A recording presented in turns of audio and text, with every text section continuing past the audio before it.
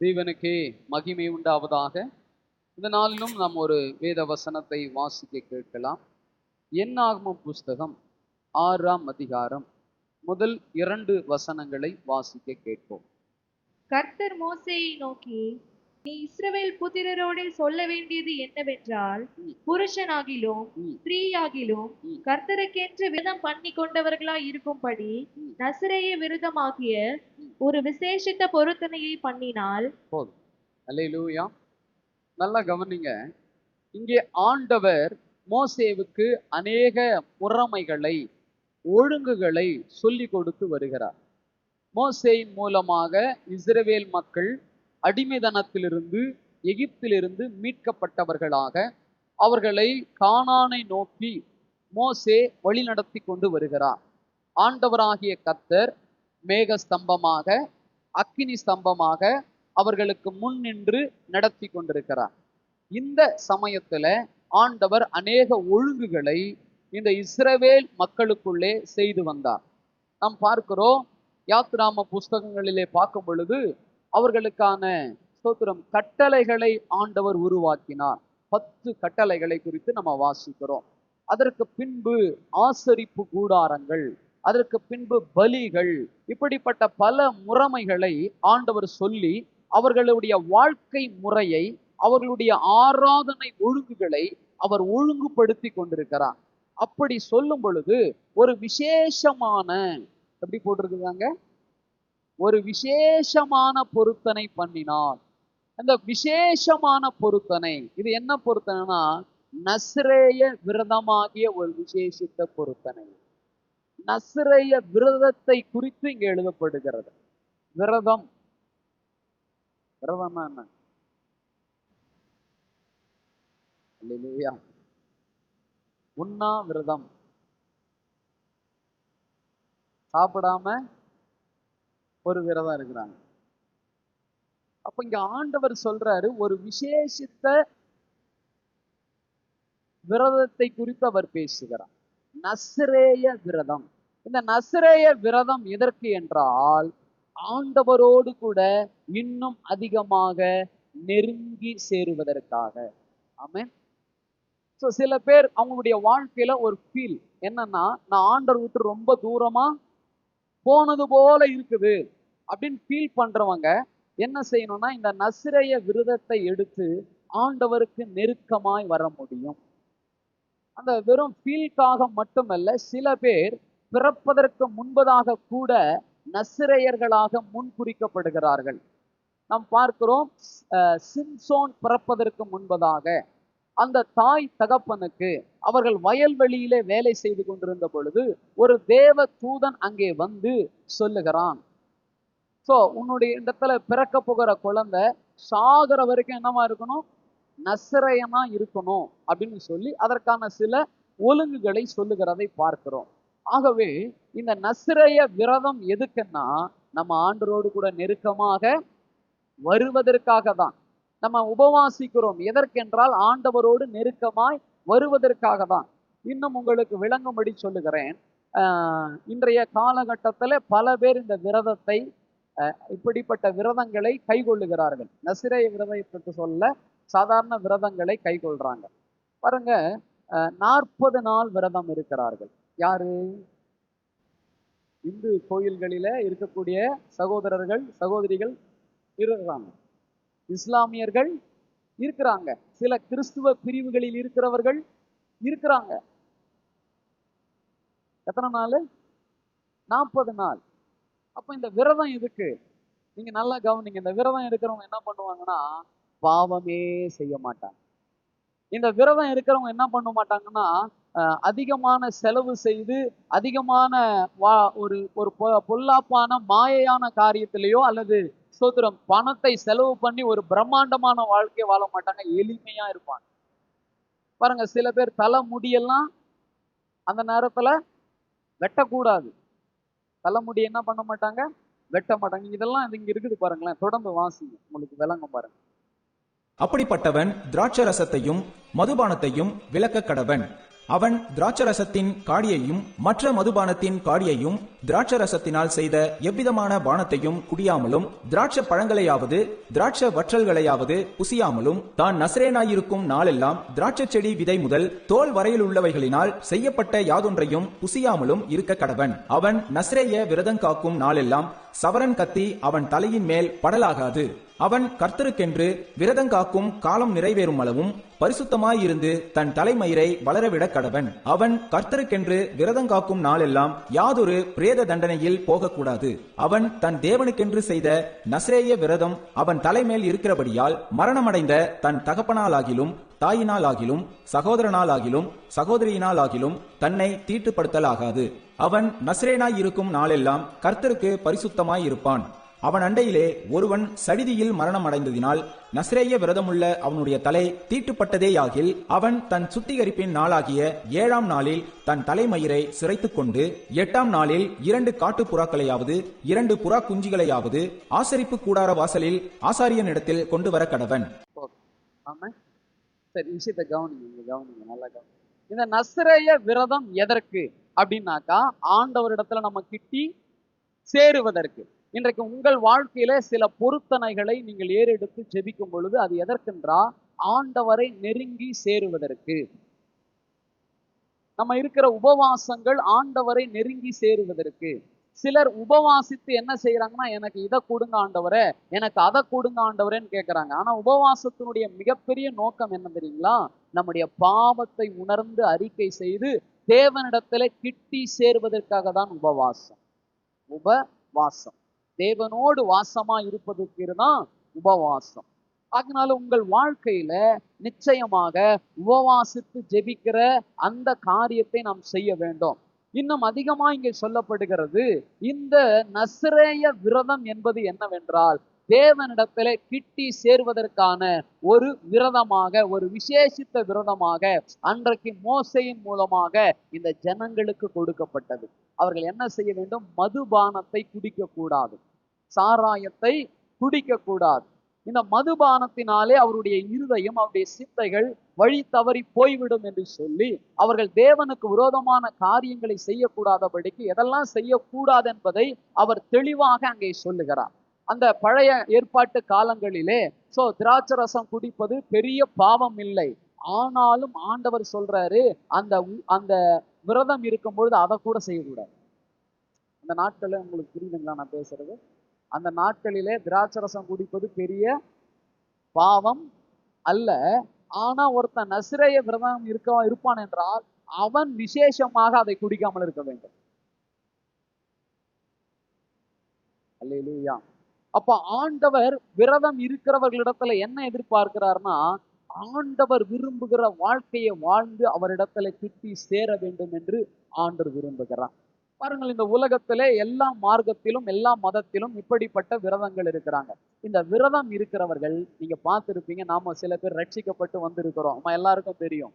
அந்த நேரத்துல குடிக்க மாட்டாங்க, அந்த நேரத்துல சிகரெட்டு பிடிக்க மாட்டாங்க, போதை வஸ்துக்கள் உபயோகப்படுத்த மாட்டாங்க. இதுதான் ஒரு உண்மையான விரதம். இன்றைக்கு இவர்களுக்கு அதுதான் சொல்றார். ஆனா இங்க என்ன இருக்குதுன்னா, இந்த விரதத்திலே இருக்கிறவர்கள் ஒரு குறிப்பிட்ட நாளுக்கு அப்புறம் அந்த விரதம் முடிஞ்ச உடனே மொட்டை அடிப்பாங்க. என்ன அடிப்பாங்க? அந்த மொட்டை அடிச்சு அந்த முடிய அங்கே இருக்கிற அக்னியில காணிக்கையாக கொடுப்பார்கள். இப்ப பாருங்க, உலகத்துல சிலர் செய்கிறது எங்க இருந்து வந்திருக்குதுன்னு நமக்கு புரியவே. மொட்டை அடிக்கிற ஒரு சம்பவம் இங்க இருக்குது. நீங்க தொடர்ந்து படிச்சீங்கன்னா உங்களுக்கு அது புரியும். சரிங்களா? அடுத்தது என்ன அப்படின்னாக்கா, ஸ்தோத்திரம், அவர்கள் பலி செலுத்த வேண்டும். கடைசியா 10ஆம் வசனத்துல வாசித்தோம், அந்த நசரேய விரதம் நிறைவேறும் பொழுது அவர்கள் என்ன செய்ய வேண்டும்? பலி செலுத்த வேண்டும். அப்படி பலி செலுத்தி அவர்கள் தேவனுக்கு நன்றி சொல்லுகிறவர்களாக இருக்க வேண்டும். 20வது வசனத்தை வாசி. 20வது வசனம், கர்த்தருடைய சந்நிதியில் அசைவாட்ட கடவுள், அது அசைவாட்டப்பட்ட மார்க்கண்டத்தோடு ஏறெடுத்து படைக்கப்பட்ட முன்னன் தொடையோடு ஆசாரியனை சேரும், அது பரிசுத்தமானது. பின்பு நசரேயன் திராட்சரசமும் குடிக்கலாம். அந்த இதுவை நிறைவேற்றின பின்னாடி என்ன பண்ணலாம்? நசரேயன் அப்போ விரதத்திற்கு ஒரு குறிப்பிட்ட நாள் இருந்தது. அந்த விரதம் முடிஞ்ச உடனே என்ன பண்ணணும்? குடிக்கலாம். அப்படியே விடுறா பாண்டிச்சேரிக்கா வண்டி சொல்றாங்களா? விரதம் முடிஞ்ச அடுத்த நாள் என்ன செஞ்சிடலாம்? குடிக்கலாம். இது பழைய ஏற்பாட்டிலே சொல்லப்பட்ட இந்த நசிரய விரதத்திற்கான ஒரு ஒழுங்கு. அல்லேலூயா. இதை குறித்து ஒரு சிலதை சொல்லிவிட்டு நசரனாகிய இயேசுவை குறித்து நான் சொல்ல விரும்புகிறேன். ஆமென். சரி, முதலாவது நம்ம கவனிப்போம். தேவனிடத்திலே நெருங்கி சேர்வதற்காக தான் இந்த விசேஷித்த விரதத்தை ஆண்டவர் ஒழுங்கு செய்திருக்கிறார். அப்ப அவர் என்ன சொல்றாருன்னா, போதை பொருட்கள் எதுவும் நீ எடுக்க கூடாது. போதை சம்பந்தப்பட்ட எந்த பொருளுக்கும் இடம் கொடுக்க கூடாது. நீங்க ஆங்கிலத்துல வாசித்தீங்கன்னா எடுத்து வாசிங்க. 3வது வசனத்தை வாசிங்க. He shall separate himself from wine and similar drink. He shall drink neither vinegar made from wine, nor vinegar made from similar drink, neither shall he drink any grape juice, nor eat fresh grapes or raisin. வினிகர்னு ஒரு வார்த்தை வருதா? இங்க ஒயினுக்கு வந்து WINE வரும். அது வந்து போதை உள்ள ஒயின். BINE வந்தாக அது என்னதுங்க? போதை இல்லாத திராட்சை ரசம். இன்னைக்கு இதுல தான் ரொம்ப பேர் குழம்புறாங்க. இங்க கவனிங்க, வினிகர்னு பார்த்தோன்னா எனக்கு வாரி போடுச்சு. இன்னைக்கு சமைக்கிற எல்லாத்துலயும் என்ன இருக்குது? அப்போ போதை சம்பந்தப்பட்ட எந்த பொருளையும் என்ன செய்யக்கூடாது? இந்த நசிரய விரதம் இருக்கிறவன் சாப்பிடக்கூடாது, புசிக்க கூடாது, அதை விலக்கி வைக்க வேண்டும். இன்னைக்கு யோசிச்சு பாருங்க, எத்தனை போதை பொருட்களுக்கு நாம் இன்றைக்கு இடம் கொடுத்திருக்கிறோம். இந்த உலகம் இடம் கொடுத்திருக்கிறது. சில பேர் அவங்களாவே சொல்லிக்கிறாங்க, பியர் குடிக்கலாங்க, அது ஒன்றும் தப்பு கிடையாதுங்கிறாங்க. சில பேர் பாருங்க, இந்த புகையிலை, இந்த பீடா இதெல்லாம் போடுவாங்க, அது தப்பு இல்லை. சில பேர் இந்த அஜந்தா பாக்கு அதெல்லாம் போடுவாங்க, தப்பு இல்லை. இப்போ நம்ம நிறைய அதை செய்யறோம். அதாவது இதுல வந்து முழுக்க முழுக்க ஆல்கஹால் இல்லை, ஆனா கொஞ்சம் என்ன பண்ணுதுங்க இருக்குது. சுவிங்க மிட்டாய், இந்த பூமர் இருக்குதுல்ல, பூமர், சென்டர் பிரஸ் இதெல்லாம் நம்ம சாப்பிட்றோம்ல, அதுல கூட கொஞ்சம் அளவு என்ன இருக்குது? போதை இருக்கு. நீங்க நல்லா கவனிச்சு பாருங்க. இன்னைக்கு நிறைய பொருட்களில நம்மையே அறியாம சில மதுக்களை, போதை காரியங்களை இணைக்கிறாங்க. சோ இந்த நசிரேயனா இருக்கிறவன் அப்படி இணைக்கப்படுறதுல கூட அவன் பங்கெடுக்காதபடிக்கு அவன் விசேஷமாய் தன்னை பரிசுத்தமாய் காத்து கொள்ள வேண்டும். இததான் சொல்ல வர்றேன். நேரடியாய் சாராயத்தை குடிக்கல. ஒயின் அது என்ன அர்த்தம்? இப்ப பாருங்க, தண்ணி போட்டு வரான்றான். இப்ப நீங்க எப்படி புரிஞ்சுவீங்க? என்ன ஒருத்தர்னா சொல்றீங்களா, பாஸ்ட் அந்த தண்ணி போட மாட்டார், இந்த தண்ணி தான் போடுவாருன்னு சொல்ல மாட்டீங்களா? அல்லேலூயா. இப்போ உங்களுக்கே கொஞ்சம் சந்தேகமா இருக்குது, எந்த தண்ணி? நீர்னா என்ன? தண்ணினும் சொல்லலாம், நீங்களும் சொல்லலாம். அது மாதிரி நிறைய வார்த்தைகளுக்கு கொஞ்சம் அந்த ஸ்பெல்லிங் கொஞ்சம் வித்தியாசமா வரும். சரிங்களா? கவனிங்க. இப்போ இந்த பிரத்யேகமான இந்த விசேஷமான இந்த பொருத்தனை எதற்கு? இந்த நசிரய விரதம் எதுக்குன்னா, எந்த விதத்திலும் சின்ன அளவுல கூட தேவனுக்கு விரோதமான காரியத்தை செய்யாதபடி தன்னை காத்து கொள்வதில் முழு கவனத்தை செலுத்துவதுக்கு பேர் தான் இந்த நசிரய விரதம். அல்லேலூயா. உங்க பேச்சுல, உங்க நடத்தையில, உங்க வாழ்க்கையில, உங்க சாப்பாட்டுல, உங்க தலைமுடியில, உங்க ட்ரெஸ்ல, எல்லாத்திலுமே ஆண்டவரை துக்கப்படுத்தாதபடி, ஆண்டவரை வேதனைப்படுத்தாதபடி, அல்லது பொல்லாப்பான காரியத்தை செய்யாதபடிக்கு நீங்க கவனம் எடுக்கிறீங்க பாருங்க. அந்த கவனம் எடுத்து செயல்படுறீங்க பாருங்க, அதுக்கு பேர் தான் என்னதுங்க? நசிரேய விரதம். இங்க தெளிவா போட்டிருக்குது, அந்த திராட்சை பழம் சம்பந்தப்பட்ட எந்த ஒன்றையும் அவன் என்ன செய்யக்கூடாது? புசிக்கவே கூடாது. ஆக தேவ பிள்ளைகளே, உங்கள் வாழ்க்கையில எந்த விதத்துல போதை இருந்தாலும் அந்த போதை பொருட்களை நீங்க விலக்கி வைக்க வேண்டியது அவசியம். அவன்தான் கர்த்தரிடத்துல நெருங்கி சேர முடியும். அல்லேலூயா. வெறும் இந்த குடிக்கிறது மட்டுமே போதை அல்ல, இன்னும் பலவிதமான மயக்கங்கள் இந்த உலகத்தில் இருக்கிற சில காரியங்கள் நமக்கு உண்டாக்குகிறது. சாப்பாடே சில பேருக்கு போதையா மாறுது. அல்லேலூயா. அவங்களுடைய காரியமே எதுனா சாப்பாடு தான். சாப்பாடு சொல்லிட்டாக்கா அவன் என்ன வேணாலும் செய்வான். அல்லேலூயா. சில பேருக்கு சில பொருட்கள் மேல் ஒரு மயக்கம், ஒரு ஈர்ப்பு. சில பேருக்கு துணி மேல ஒரு ஈர்ப்பு. ஒரு சில பேர்லாம் வெறும் டீ வாங்கி கொடுத்தாலே பல கொலை செய்யறாங்க. ஒரு ஈர்ப்பு. இந்த ஈர்ப்பை தேவனுக்கென்று விட்டு விடுகிறீர்கள் பாருங்க, அதுதான் நசிரேய விரதம். அல்லேலூயா. தேவனுக்கு மகிமை உண்டாவதாக. போதை சம்பந்தப்பட்ட எந்த பொருளானாலும் அதை நாம் விளக்க வேண்டியது அவசியம். அல்லேலூயா. எடுத்து வாசியுங்கள். கலாத்தியர் 3ஆம் அதிகாரம் 1 வசனம் வாசிக்க கேட்போம். புத்தி இல்லாத கலாத்தியரே, நீங்கள் சத்தியத்திற்கு கீழ்ப்படியாமற் போகத்தக்கதாக உங்களை மயக்கினவன் யார்? பாருங்க, உங்களை மயக்கினவன் யார்? இவங்க சாராயம் குடிச்சாங்களா? இல்ல. இந்த கலாத்தியர் என்ன பண்ணாங்கன்னா, வேறுபாடான ஒரு கள்ள உபதேசத்துக்கு இடம் கொடுத்தாங்க. அவர்கள் அங்கே இருந்ததான ஸ்தோத்திரம் யூதர்கள் வந்து, நீங்க கிறிஸ்தவர்கள் ஆகணும்னா முதல்ல யூதர்களாக மாற வேண்டும், நியாய பிரமாணங்களை கை கொள்ள வேண்டும், விருத்த சேதனம் பண்ண வேண்டும் என்று சொல்லி அவர்களை குழப்பி, அவர்களை மயக்கி, சத்தியத்திற்கு கீழ்ப்படியாதபடிக்கு அவர்களுக்கு ஒரு மயக்கத்தை ஏற்படுத்தினார்கள். குடிகாரனுக்கு என்ன வரும்? மயக்கம் தான் வரும். அல்லேலூயா. எடுத்து வாசிங்கள நீதிமொழிகள் 31ஆம் அதிகாரம் 2-5. மகனே, என் கர்ப்பத்தின் குமாரனே, என் பொருத்தனைகளின் புத்திரனே, ஸ்திரீகளுக்கு உன் பெலனையும் ராஜாக்களை கெடுக்கும் காரியங்களுக்கு உன் வழிகளையும் கொடாதே. திராட்சரசம் குடிப்பது ராஜாக்களுக்கு தகுதியல்ல. ராஜாவுக்கு தகுதியான விஷயம் இல்ல. நீயும் நானும் தேவனால் ராஜாவாக, ஆசாரியனாக அழைக்கப்பட்டிருக்கிறோம். அல்லேலூயா. எல்லாவற்றையும் செய்ய எனக்கு அதிகாரம் உண்டு, ஆனால் எல்லாம் எனக்கு தகுதியாய் இராது. ஆகவே உங்களுக்கும் எனக்கும் தேவ பிள்ளைகளுக்கு தகுதி இல்லாத எந்த காரியத்தையும், அப்படி குடிக்கிறது மட்டும் இல்ல, எந்த காரியத்தையும் நாம் செய்யாமல் விலக்கி வைக்க வேண்டும். அவங்க சொல்றாங்க, அம்மா சொல்றாங்க, சாலமோனுக்கு சொல்றாங்க, லேமுவேல்னு போட்டிருக்காங்க, அவருக்கு சொல்றாங்க, என்ன சொல்றாங்கன்னா, உன் பலனை பெண்களுக்கு விற்று போட்டுறாத, உன்னுடைய வாழ்க்கையில திராட்சரசம் குடிச்சு போயிடாத. ஸ்தோத்திரம். பாருங்க, சாலமோன் அதை கேட்டாரா? சாலமோன் ராஜா கேட்டாரா? வாசி, தொடர்ந்து வாசி.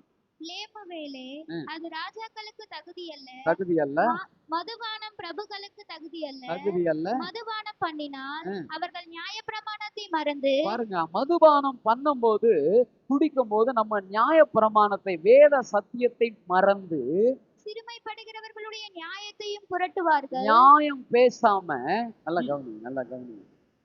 இந்த மயங்கிறதுனால இந்த சத்தியத்தை அவன் என்ன செய்ய முடியாது? கடைபிடிக்க முடியாது. இப்ப அங்க சொல்றார் கலாத்தியர்ல, உங்களை மயக்கினவன் யார்?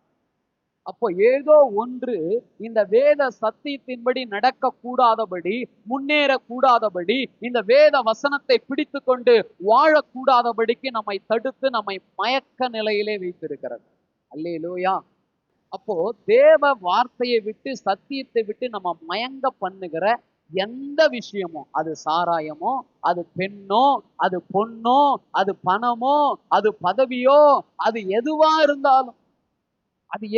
இருந்தாலும் அதை நாம் நம்மிடத்திலிருந்து விலக்கி போடுவதற்கு பேர் தான் நசிரேய விரதம். அல்லேலூயா. இந்த நசிரேய விரதத்தினுடைய மிகப்பெரிய நோக்கம், தேவனிடத்திலே நம்ம கிட்டி சேர வேண்டும். பாட்டு பாடுறோமே, இன்னும் உம்மை அறியனுமே, இன்னும் உம்மை அறியனுமே, இன்னும் கிட்டி சேரனுமே, இன்னும் கிட்டி சேரனுமே. அல்லேலூயா. எத்தனை பேருக்கு அந்த வாஞ்சை வருது? நான் இன்னும் ஆண்டவர் அறியணும், நான் இன்னும் கிட்டி சேரணும். ஆண்டு நம்மோடு பேசுகிறார். நம்முடைய மனதை, நம்முடைய இருதயத்தை, நம்முடைய சிந்தையை மயங்க பண்ணுகிற, மயக்க நிலையில வைத்து கொண்டிருக்கிற எந்த பொல்லாப்பையும் விட்டு நம்ம விலக வேண்டும். அப்பதான் தேவனிடத்தில் சேரும். ஆமென். கர்த்தருடைய நாமம் மகிமைப்படுவதாக. மார்க் சுவிசேஷ புஸ்தகம் 4:18 சொல்லுகிறது, ஐஸ்வர்யத்தின் மயக்கம். எடுத்து வாசியுங்கள். வசனத்தை கேட்டு உலக கவலைகளும் ஐஸ்வர்யத்தின் மயக்கமும் மற்றவைகளை பற்றி உண்டாக்குகிற இச்சைகளும் உட்பிரவேசித்து. இங்க 3 காரியம் சொல்லுகிறது. ஒன்று, ஐஸ்வர்யத்தின் மயக்கம், இன்னொன்று உலக கவலைகள், இன்னொன்று இச்சை.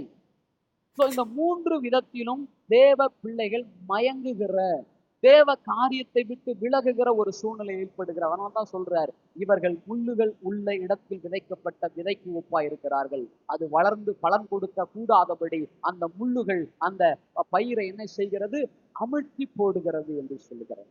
ஆகவே நம்முடைய வாழ்க்கையில தேவனை நெருங்கி வாழ விரும்புகிறவர்கள் எதற்கும் அடிமையாக, எதற்கும் மயக்கம் உள்ளவர்களாக, எதற்கும் மயங்கி திரிகிறவர்களாக இல்லாதபடிக்கு நாம் கவனமா இருக்க வேண்டும்.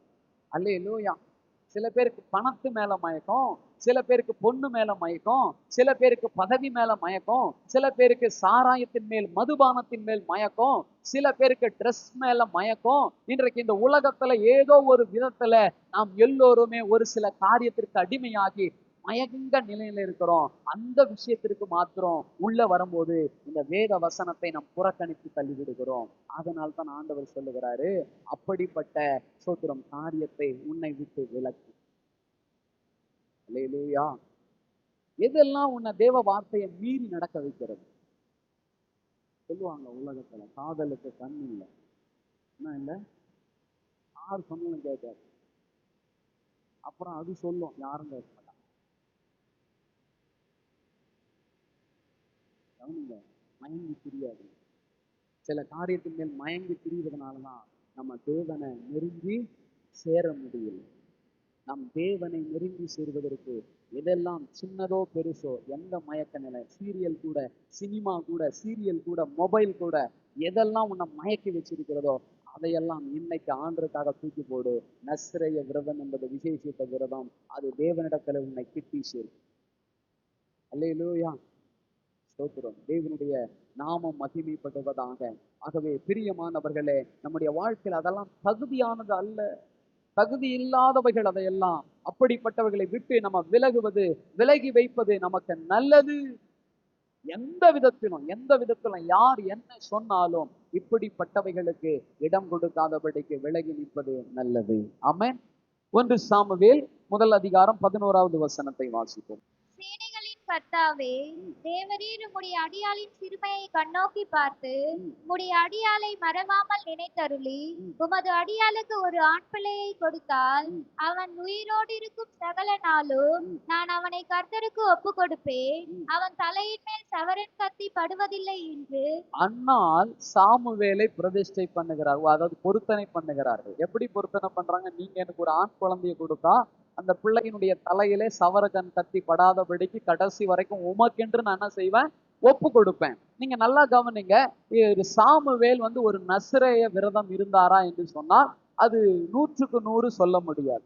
அதிலே சொல்லப்பட்ட திராட்சை ரசத்தினுடைய காரியங்கள் இங்க சொல்லப்படலை. ஒண்ணுதான் சொல்லப்படுது, தலையில என்ன படக்கூடாது, சவரக்கன் கத்தி படக்கூடாது. எது வரைக்கும்னா அவர் 40 நாள் விரதம் இருக்கிறவர் இல்ல, 1 வருஷம் விரதம் இருக்கிறவர், சாகிற வரைக்கும் ஆண்டவருக்காக அவனுடைய தாய் ஒப்பு கொடுத்திருந்தார். அதை தான் தேவன் விரும்புகிறார். அல்லேலூயா. செத்தவர்களை தொடக்கூடாது, செத்த இடத்துல இருக்கக்கூடாது. பாத்தீங்களா, சில பேர் மாலை போட்டிருப்பாங்க, அது கிறிஸ்துவங்களோ அல்லது கிறிஸ்துவரும் மாலை போடுறாங்க, தெரியும் இல்ல, மத கோயிலுக்கு வேளாங்கண்ணிக்கெல்லாம் மாலை போடுறாங்க. இப்ப மாலை போட்ட வீட்டுல ஒருத்தவங்க மறிச்சிட்டாங்கன்னா என்ன பண்ணுவாங்க, அந்த விரதத்தை முடிக்கிறாங்க. அதுதான் இங்க சொல்லப்படுது. ஒருத்தன் மரணம் அடைஞ்சானா அந்த விரதம் முடிக்கப்படும், மொட்டை அடிக்கப்படும், திரும்ப முடி வளரும். இதுவரைக்கும் இருந்த விரதம் விருதாவா போயிடும். இப்ப இனிமே அவன் புதுசா ஸ்டார்ட் பண்ணணும். இது எல்லாமே இங்க பைபிள்ல இருந்து தான் வந்திருக்குது. பழைய ஏற்பாட்டு காலத்துல இருந்து நிறைய காரியங்கள் இன்னைக்கு நம்முடைய தேசத்துல கடைபிடிக்கக்கூடிய பல காரியங்கள், நம்முடைய இந்தியாவில கடைபிடிக்கக்கூடிய பல விஷயங்கள் வேதத்தில் உள்ள பழைய ஏற்பாட்டுல இருந்து வந்தது. இதெல்லாம் ஐயா ரொம்ப விளக்கமா சொல்லுவார். அல்லேலூயா. சோ அவ்வளவு விஷயம் இருக்குது இதுல. நல்லா கவனிங்க, நல்லா கவனிங்க. இங்க போடப்பட்டிருக்கிறது, அவன் தலையிலே சவரக்கன் கத்தி படக்கூடாது. ஆனா சில வேத ஆசிரியர்கள் ஏற்றுக்கொள்றாங்க இவர் நசிரேயனா இருந்தார்னு சொல்லிட்டு. ஆனா ஊர்ஜிதமா சொல்லப்படல. ஆகையினால நம்ம கவனிக்க வேண்டியதெல்லாம் ஒன்னே ஒண்ணுதான், அவன் சாகிற வரைக்கும் கர்த்தருக்கு ஒப்பு கொடுக்குறேன் நான் அந்த அம்மா. அப்படித்தானே போட்டிருக்குது. திரும்ப வாசிங்க அந்த வசனத்தை. சேனைகளின் கர்த்தாவே, ம். தேவரீர் உம்முடைய அடியாளின் சிறுமையை கண்ணோக்கி பார்த்து ம். உம்முடைய அடியாளை மறவாமல் நினைத்தருளி ம். உமது அடியாளுக்கு ஒரு ஆண் பிள்ளையை கொடுத்தால் ம். அவன் உயிரோடு இருக்கும் சகல நாளும் நான் அவனை கர்த்தருக்கு ஒப்பு கொடுப்பேன். அவன் தலையின் மேல் சவரங்கன் கட்டி படுவதில்லை என்று ஒரு பொருத்தனையை பண்ணினாள். பாருங்க, ஒரு பொருத்தனையை பண்ணியிருந்தான், ஒப்பு கொடுக்கணும்னு சொல்லி. ஆக தேவ பிள்ளைகளே, நம்முடைய வாழ்க்கையில ஒப்பு கொடுக்கப்பட்ட வாழ்க்கை தான், ஆண்டவருக்கென்று ஒப்பு கொடுக்கப்பட்ட வாழ்க்கையை வாழ்வதுதான் நசிரேய விரதம். இந்த விரதத்தை ஆண்டவரே சொல்றாரு, விசேஷித்த விரதம். அல்லேலூயா. சோ இந்த விரதத்திற்குள்ளாய் நீங்களும் நானும் வர வேண்டும். இதுதான் மற்றவங்களுக்கும் தேவ பிள்ளையா இருக்கிற நமக்கும் வித்தியாசம். 40 நாள் விரதம் இருந்துட்டு அடுத்த நாள்லயே வேலையை காட்டுவாங்க. அது அல்ல தேவன் விரும்புவது. நம்ம கூட பாருங்களேன், சில நேரத்துல உபவாசமா இருக்கிறேன் சொல்றாங்களா சில பேர், மாலை போட்டுருக்கிறேன், கெட்ட வார்த்தை பேசக்கூடாது, நான் உபவாசமா இருக்கிறேன், கெட்ட வார்த்தை நான் எதனா பேசி கொடுவேன், நான் உபவாசமா இருக்கிறேன். ஐயா, இது விரதம் இருக்கிற நாள் வரைக்கும் மட்டும் இருக்கிறது இல்ல, நம்முடைய லாங் லைஃப், நம்முடைய வாழ்க்கை முழுவதும் இருப்பதை தான் தேவன் விரும்புகிறார். எதுக்கு 40 நாள் இருக்க சொல்றாங்கன்னு அது தெரியுமா உங்களுக்கு? ஒரு விஷயத்த 40 நாள் ஃபாலோ பண்ணா 41வது நாள்ல இருந்து ஈஸியா அதுல பழகிடுவாங்க. ஆனா நம்ம ஆளுங்க தெளிவா இருக்கிறாங்க. 40 நாள் கரெக்டா இருந்துச்சு, 21 நாள் உபவாசம், இறையூர்ல அடுத்த மாசம் வரப்போகுது, 21 நாள் சூப்பரா இருந்துட்டு அதுக்கடுத்த 22ஆம் தேதி வேற மாதிரி மாறுறத தேவன் விரும்பல. ஆனா மனுஷனுடைய இருதயம், மனுஷனுடைய சிந்தை என்ன பண்ணுது? நல்லா கடிச்சுக்கணும். எப்படி இருக்குது? சில பேர் நல்லா கடிச்சுக்கணும் இருக்குது, அதுக்கப்புறம் வேலையை காட்டுறாங்க. இல்லைங்க, வேதம் தெளிவாக சொல்லுகிறது, சாகுற வரைக்கும் சாமுவேல் தலையிலே கத்தி படாதபடிக்கு கத்தர் காப்பான். சரி, இவரை விட்டுருவோம். ஆனா நஸ்ரேன் என்று தெளிவாக ஆண்டவரால் உரைக்கப்பட்ட ஒரு மனுஷன் இருக்கிறார். அவர் உங்களுக்கு தெரியும். யார் அவரு? சிம்சோன். எடுத்து வாசிங்க, நியாயங்களை வாசிங்க. அவர் என்னை நோக்கி, இதோ நீ கர்ப்பம் தரித்து ஒரு குமாரனை பெறுவாய். ஆதலால் நீ திராட்சரசமும் மதுபானமும் குடியாமலும் தீட்டானது ஒன்றும் புசியாமலும் இரு. அந்த பிள்ளை பிறந்தது முதல் தன் மரண நாள் மட்டும் தேவனுக்கென்று நசரேயனாய் இருப்பான் என்று சொன்னார் என்றார். பாருங்க, அவன் பிறந்து மரிக்கிற வரைக்கும் அப்படி இருப்பான் என்று வேதம் தெளிவாக சொல்லுகிறது.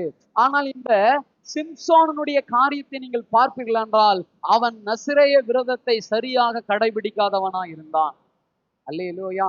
அவன் செய்த முதல் காரியமே என்ன நீங்க பாத்தீங்கன்னா உங்களுக்கு தெரியும். கழுதையின் பச்சை தாடை எலும்பை எடுத்து 1000 பேரை கொன்றான். செத்து போன ஒரு விலங்கை தொடவே கூடாது. யாரு? நசிரேயன்.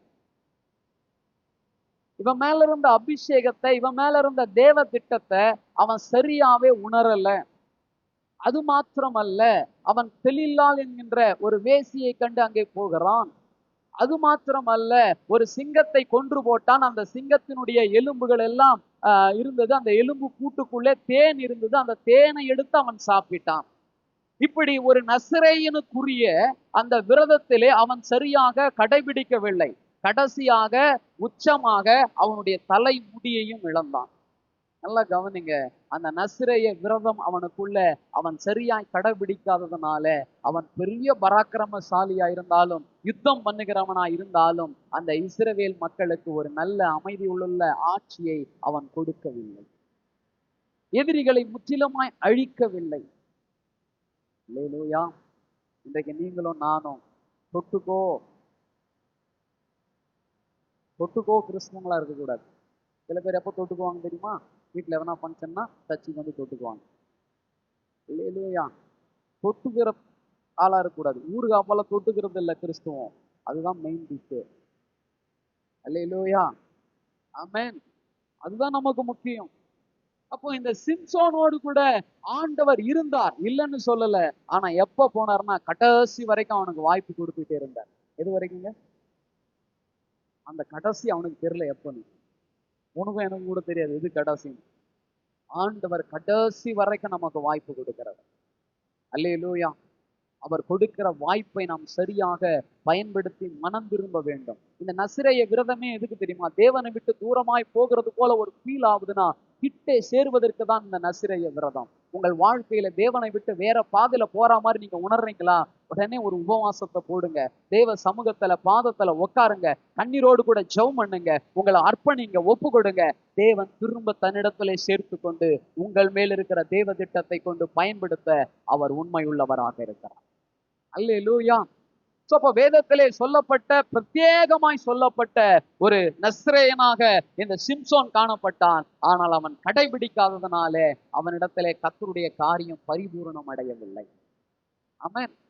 யோவான் ஸ்நானகனை குறித்தும் வேதம் சொல்லுகிறது, அவர் திராட்சரசம் குடிக்காதிருப்பார். ஆனா அவரை நஸ்ரேயன்னு சொல்லல. ஆனா அந்த திராட்சரசத்தை குடிக்காம இருந்த ஒரே ஒரு அந்த விசேஷமான காரியத்தை அவன் பாருங்க, அந்த விலைக்கு அவன் இருந்ததுனால கர்த்தரால் வல்லமையாய் பயன்படுத்தப்பட்ட தீர்க்கதரிசியாய் அவர் காணப்பட்டார். அல்லேலூயா. நம்ம ஆண்டவருக்காக எப்படிப்பட்ட அர்ப்பணிப்பு உள்ளவங்களா இருக்கிறோமோ அந்த அர்ப்பணிப்பை வைத்தே கர்த்தர் நம்மளை ஆசீர்வதிக்கும், நம்மளை பயன்படுத்தும் உண்மை உள்ளவராக இருக்கிறார். நீ எதையெல்லாம் ஆண்டவருக்காக தூக்கி போட்ட, நீ எதையெல்லாம் ஆண்டவருக்காக இழந்த, அதனால்தான் பவுல் சொல்ற, எல்லாத்தையும் நஷ்டமும் குப்பையும் என்று எண்ணுகிறேன், விட்டுவிட்டேன். அப்படி எண்ணினவர்களை, விட்டுவிட்டவர்களை ஆண்டவர் வல்லமையாய் பயன்படுத்தினதை இந்த வேதம் நமக்கு சாட்சியாய் காண்பிக்கிறது. அல்லேலூயா. அதனால உங்க வாழ்க்கையில ஸ்தோத்திரம், தேவனை நெருங்க விடாதபடிக்கு மயக்கிற எந்த காரியமானாலும் அந்த காரியத்தை இன்னைக்கு இயேசுவின் நாமத்துல தூக்கி போடுங்க. அதுதான் உண்மையான நசிரேயர். அல்லேலூயா. தேவனுக்கு மகிமை உண்டாவதாக. சடுதியான ஒரு பாவம். என்னாகமம் 6ஆம் அதிகாரத்துல 11-12 வாசிங்க. 11-12 வாசிங்க. அப்பொழுது ஆசாரியன் ஒன்றை பாவ நிவாரண பலியாகவும் மற்றொன்றை சர்வாங்க தகன பலியாகவும் செலுத்தி 9 வாசிங்க. 9 வாசிங்க.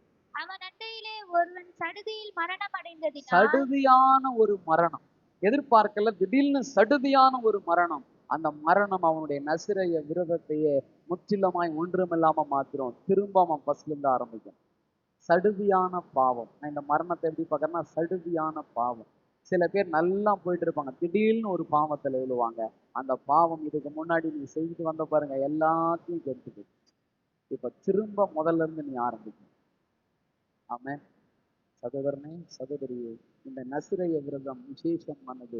இந்த நசிரேய விரதம் தேவனிடத்துல கிட்டி நம்மை சேர்க்கக்கூடியதாக இருக்கிறது. ஆமென். சோ இந்த நசிரேய, பழைய ஏற்பாட்டிலே சொல்லப்பட்ட நசிரேய விரதம் என்னன்னா, ஒரு குறிப்பிட்ட காலகட்டம் இருந்தது.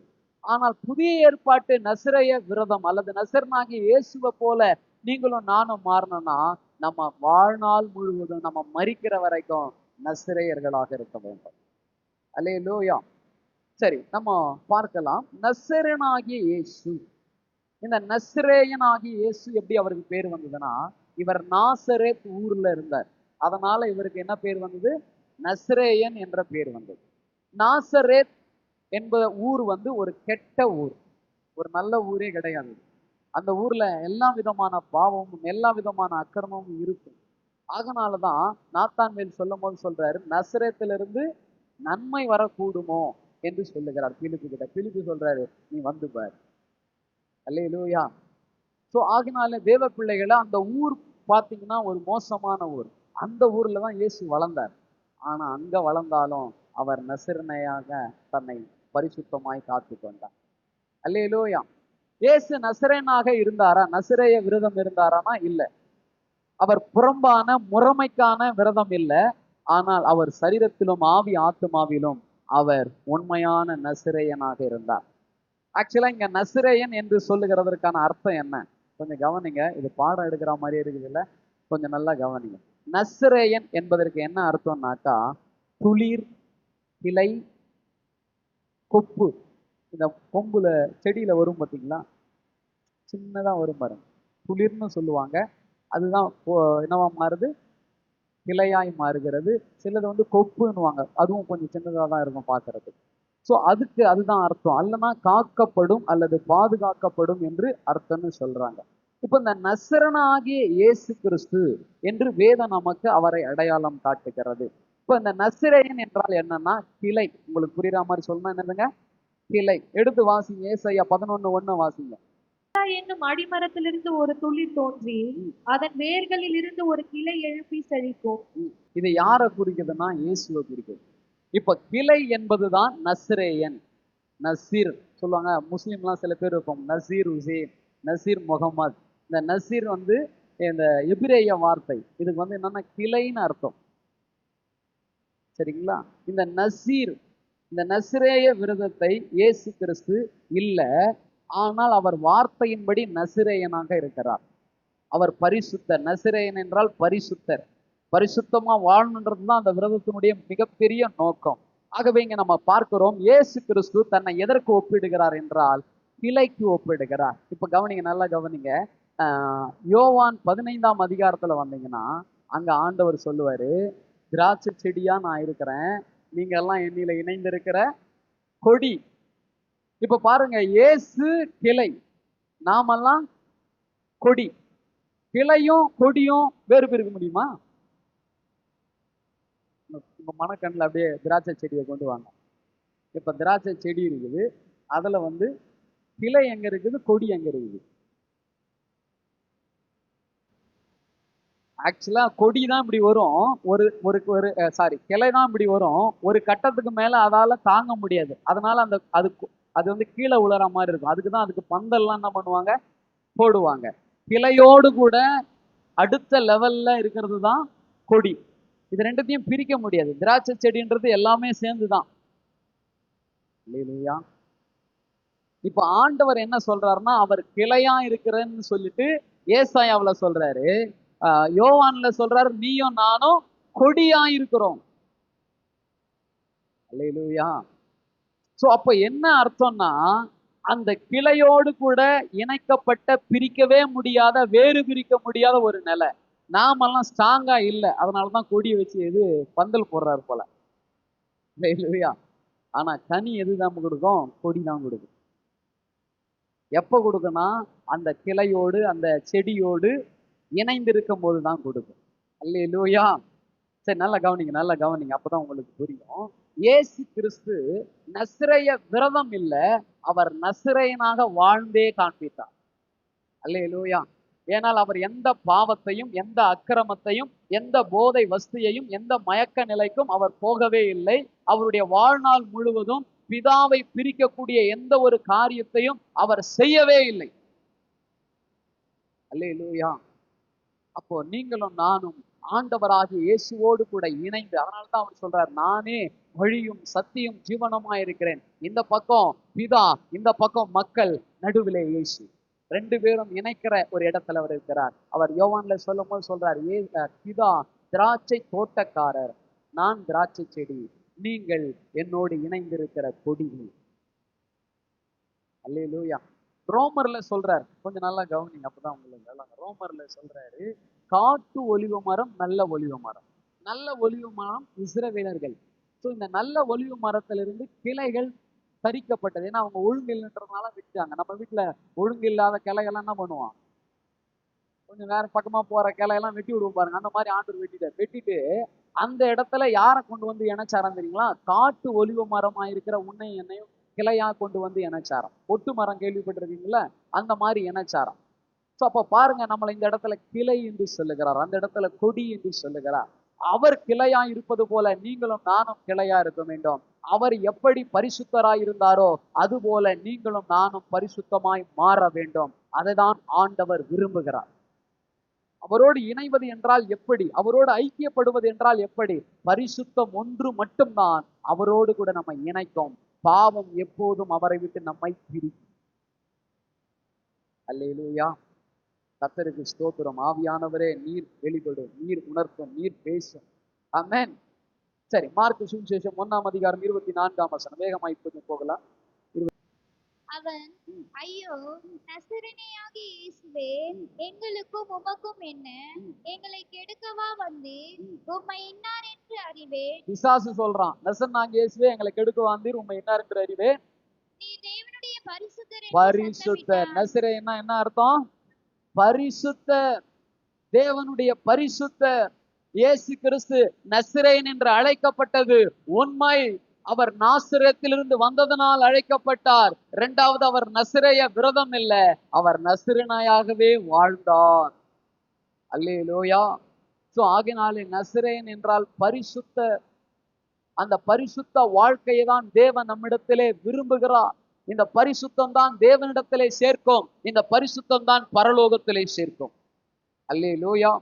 இரண்டாவது நசரனாகிய இயேசுவை குறித்து லூக்கா 18:37 சொல்லுகிறது. 18:37 சொல்லுகிறது. இங்கே ஒரு குருடன் சொல்லுகிறான், பர்த்திமை என்ற ஒரு குருடன் சொல்லுகிறான். வாசியுங்கள். நசரேயனாகிய இயேசு போகிறார் என்று ம். அவனுக்கு அறிவித்தார்கள். ம். அப்பொழுது அவர், ம். இயேசுவே, தாவீதின் குமாரனே, எனக்கு இரங்கும் என்று பாருங்க, கூப்பிட்டார். அந்த குருடனுக்கு சத்தியம் தெரியுது. ஏசாயா தீர்க்கதரிசி சொல்லியிருந்தாரு, தாவீதிலிருந்து ஒரு வேர் எழும்பி அதுல இருந்து ஒரு கிளை வந்து செழிக்கும்னு சொல்லியிருந்தது. நீங்க இயேசுவை பார்த்து அவன் பார்க்கல, கண் பார்வை இல்ல, சொல்ல கேட்கிறான், இயேசு வர்றான்னு சொல்றாங்க. அவன் பாருங்க வேத வசனத்தை அறிந்திருந்தான், கண்ணே தெரியலனா கூட பைபிள் காரியத்தை அறிஞ்சிருந்தான். நமக்கெல்லாம் கண்ணு கொடுத்திருக்காரு, படிக்கிறதுக்கு நல்ல அறிவை கொடுத்திருக்காரு. எத்தனை பேர் பைபிளை படிச்சு முடிச்சிருக்கிறோம்? அல்லேலூயா. நம்முடைய மொழியிலே நமக்கு கிடைக்கப்பட்டிருக்கிறது. 1ஆம் வகுப்புல இருந்து காலேஜ் வரைக்கும் படிக்கணும்னு வச்சுக்கோங்க, எத்தனை புத்தகம் படிச்சிருப்பீங்க உங்க வாழ்க்கையில? சுமாரா சொல்லுங்களேன். ஒரு ஒரு ஒரு வகுப்புக்கு எத்தனை சப்ஜெக்ட் மொத்தம்? ஒரு 5 சப்ஜெக்ட்னு வச்சுக்கிடுங்களேன், 5 புக்குன்னு வச்சுக்கிங்களேன். 10ஆம் வகுப்பு வரைக்கும் எத்தனை புத்தகம் ஆகுது? 50 book. +1 +2 6 6 12 62 college semester semester semester semester semester 50 புத்தகத்துக்கு மேல படிக்கிறோம். பைபிளை விட பெரிய பெரிய புக்கெல்லாம் படிக்க முடியுது. பைபிளை பார்த்தோம்னா நமக்கு என்ன வருதுன்னா, இவ்வளவு பெருசா, இவ்வளவு பெருசு தான் படி, இவ்வளவு பெரிய ஆசீர்வாதம் வரும். அல்லேலூயா. படிக்க நீ யாரும் ஒரு நாளைக்கு ஒரு அதிகாரம் படிச்சா கூட நீ படிச்சு முடிச்சிடலாம். உன்னால இன்ட்ரெஸ்டா அப்படியே வரும்போது எக்ஸ்ட்ரா படிச்சுட்டே போயிடுவேன். அல்லேலூயா. அதனால் தெய்வ பிள்ளைகளே, நம்முடைய வாழ்க்கையில சத்தியத்தை அறிய வேண்டும். இவன் பாருங்க, குருடனா இருந்தா கூட வர்றது யாருன்னு அறிஞ்சுதான், நசரனாகி இயேசு. அவங்க இயேசு தான் சொன்னாங்க, இவன் தாவீதின் குமாரனே, நசரனாகி இயேசுவே, எனக்கு இரங்கும் என்று கேட்கிறான். கர்த்தர் அவனுக்கு ஒரு அற்புதத்தை செய்தாரே. நல்ல கவனிங்க. ஸ்தோத்திரம். நசரேயன் என்பவன் பரிசுத்தனா இருக்கிறான். இரண்டாவது, பரிசுத்தர்களுடைய வரிசையிலே, தாவீதினுடைய வரிசையில இயேசு வந்தது போல இயேசுவினுடைய வரிசையில பரலோக லிஸ்ட்ல நம்முடைய பெயரை வரணும். அவன் தான் நசரேயன். அல்லேலூயா. ஸ்தோத்திரம். லூக்கா 24:19 சொல்லுகிறது, அவர் வல்லமையான தீர்க்கதரிசி. நல்ல கவனிங்க. ஒரு நசரேயனா இருக்கிறவனுக்கு எதிர்காலத்தை குறித்ததான அறிவு உண்டாகிறது. ஒருத்தன் பரிசுத்தமாய் வாழும் பொழுது, ஒருத்தன் பரிசுத்தவான்களுடைய லிஸ்ட்ல வரும் பொழுது, அவனுடைய எதிர்காலத்தை குறித்ததான காரியத்தை அவனால விளங்கி கொள்ள முடியும், அறிந்து கொள்ள முடியும். ஒரு நசரேயன் தன்னுடைய எதிர்காலத்தை, வெளிப்பாடுகளை பெற்றவன் தான் நசரேயன். வெளிப்பாடுகளை பெறுவான் நசரேயன். அல்லேலூயா. சோ அடுத்தது பார்க்கிறோம், அப்போஸ்தலர் 10:38 சொல்லுகிறது, நசரேயன் அபிஷேகம் பண்ணப்பட்டவர் என்று எழுதப்பட்டிருக்கிறது. நசரேயனுக்கு என்ன உண்டு? பரிசுத்த ஆவியின் அபிஷேகம் உண்டு. அப்போ நீங்களும் நானும் நசரேயனாக வாழ வேண்டும், நசரனாயாக மாற வேண்டும். ஒரு 40 நாளுக்கு அல்ல, 30 நாளுக்கு அல்ல, 100 நாளுக்கு அல்ல, வாழ்நாள் முழுவதும். அல்லேலூயா. கடைசியாக மார்க் 16:6 சொல்லுகிறது, நசரனாகிய இயேசு உயிர்த்தெழுந்தார். நீ நசரனாகிய இயேசுவை போல நசரனாகவே வாழ்ந்தாய் என்றால் நீயும் நானும் உயிர்த்தெழுதலிலே பங்கு பெறுவோம். அல்லேலூயா. ஆமென். நம்ம எல்லாரும் அப்படியே எழுந்து நிற்கலாம். எழுதி கொண்டீங்களா? எல்லாரும் அப்படியே எழுந்து தேவ சமூகத்தில். ஆண்டவர் பழைய ஏற்பாட்டு காலத்தில் இருந்த நசரேய விரதத்தை குறித்து சொன்னார். சில காரியங்களை விளக்க வேண்டும், சில காலங்கள் விளக்க வேண்டும். ஆனால் புதிய ஏற்பாட்டில் வரும்போது இயேசு நசரேய விரதம் இல்லை, அவர் நசரேயனாகவே வாழ்ந்தார். அதாவது அங்க சொல்லப்பட்ட முறைமையின்படி முடி வெட்டாதவராக, சவரக்கண் கத்தி படாதவராய் அப்படி அல்ல, அவர் பரிசுத்தராய் வாழ்ந்தார். அவர் பரிசுத்தவான்களுடைய வரிசையில அவருடைய ஸ்தோத்திரம் பெயர் மாத்திரமல்ல, அவரை போல பரிசுத்தமாய் இருக்கிறவர்களையும் அவருடைய அந்த லிஸ்ட்ல நம்மளை வர வைக்கிறார். அவர் வல்லமையுள்ள தீர்க்கதரிசி. அடுத்தது கடைசியில பார்த்தோம், அவர் உயிர் தெழுந்தார். அல்லேலூயா. அல்லேலூயா. ஸ்தோத்திரம். தேவ சமூகத்துல ஒரு அர்ப்பணிக்கப்பட்ட வாழ்க்கை, ஒரு பரிசுத்த வாழ்க்கை நீங்களும் நானும் வாழணும். நீங்களும் நானும் வாழணும்.